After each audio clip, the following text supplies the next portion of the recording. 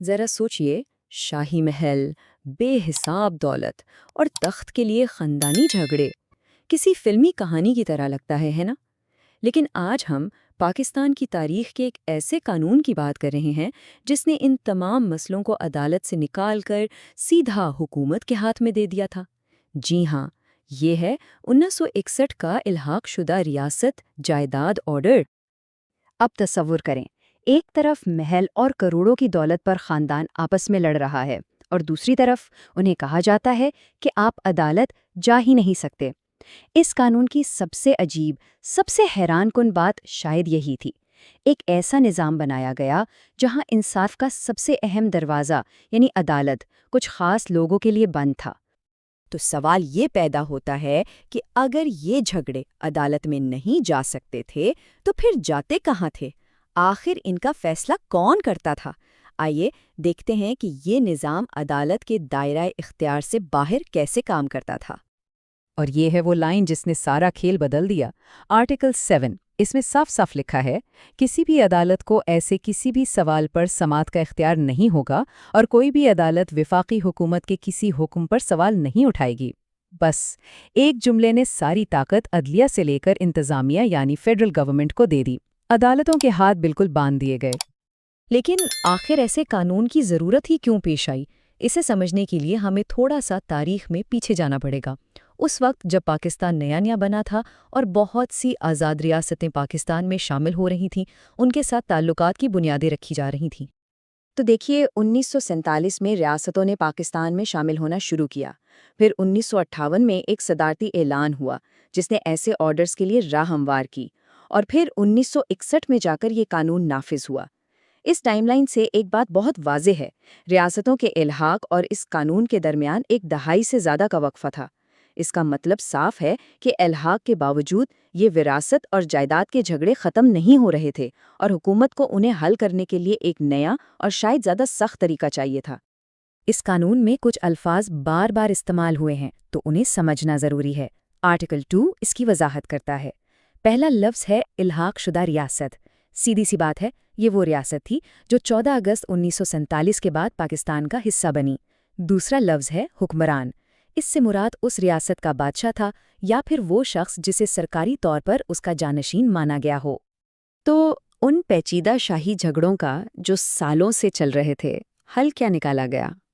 حکومت نے اس مسئلے کو آپ کہہ سکتے ہیں ہمیشہ کے لیے ختم کرنے کا فیصلہ کیا اور 1961 میں ایک بہت ہی فیصلہ کن قدم اٹھایا۔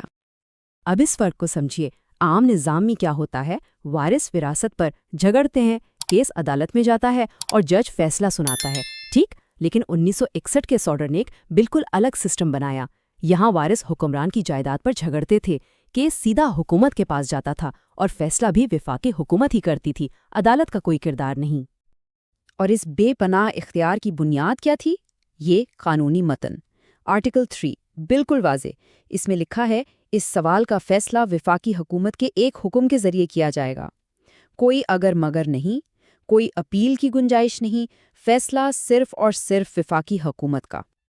اور سنیے، اس قانون کی طاقت کا اصل اندازہ تو اس بات سے ہوتا ہے کہ یہ صرف آنے والے کیسز کے لیے نہیں تھا، اس کا اطلاق ماضی پر بھی ہو سکتا تھا۔ یعنی 15 اگست 1947 سے لے کر اس وقت تک کا کوئی بھی پرانا تنازع حکومت اسے اٹھا کر اس نئے قانون کے تحت حل کر سکتی تھی۔ یہ ایک بہت بڑی پاور تھی۔ اچھا، تو فیصلہ تو حکومت نے کر دیا، لیکن سوال یہ ہے کہ اس پر عمل درآمد کیسے ہوتا تھا، یعنی زمین پر اسے نافذ کیسے کیا جاتا تھا۔ چلیے اس کے پورے میکانزم کو دیکھتے ہیں۔ یہ پروسیس آرٹیکل 5 اور 6 میں بتایا گیا ہے۔ سب سے پہلے حکمران کی جائیداد پر جھگڑا شروع ہوا، پھر وفاقی حکومت نے تحقیقات کی اور اپنا آخری فیصلہ دے دیا۔ اس کے بعد جائیداد کی وصولی کا آرڈر سیدھا لوکل آفیشلز کو بھیجا جاتا، اور یہاں سب سے اہم بات، اس جائیداد یا رقم کو ایسے ضبط کیا جاتا جیسے وہ کوئی ان پیڈ ٹیکس ہو، یعنی بہت سختی سے۔ اور ہاں، اس سارے پروسیس کے جتنے بھی اخراجات ہوتے وہ بھی اسی جھگڑے والی جائیداد سے ہی وصول کیے جاتے۔ مطلب فیصلے سے انکار یا اس میں دیری ممکن ہی نہیں تھی۔ تو آخر میں اس سب کا مطلب کیا نکلا؟ اس آرڈر کے اثرات کیا تھے؟ دیکھیں، یہ صرف چند خاندانوں کے جھگڑوں کی کہانی نہیں تھی، یہ دراصل طاقت کے توازن، پاور بیلنس کی ایک بہت بڑی مثال تھی۔ خلاصہ یہ ہے کہ 1961 کا یہ آرڈر وفاقی حکومت کے ہاتھ میں ایک ایسا آلہ تھا جس سے وہ شاہی وراثت کے انتہائی حساس اور پیچیدہ مسائل کو فوری طور پر حل کر سکتی تھی۔ پورا عدالتی نظام بائی پاس ہو جاتا تھا اور حکومت کا فیصلہ آخری ہوتا تھا جسے کوئی بھی عدالت چیلنج نہیں کر سکتی تھی۔ اور یہاں ہم اس پوری گفتگو کو ایک بڑے سوال پر چھوڑتے ہیں۔ سوال یہ ہے کہ کیا کبھی ایسے حالات ہو سکتے ہیں جب کسی حکومت کا اپنی ہی عدالتوں کے دائرہ اختیار سے باہر نکل کر کام کرنا جائز ہو؟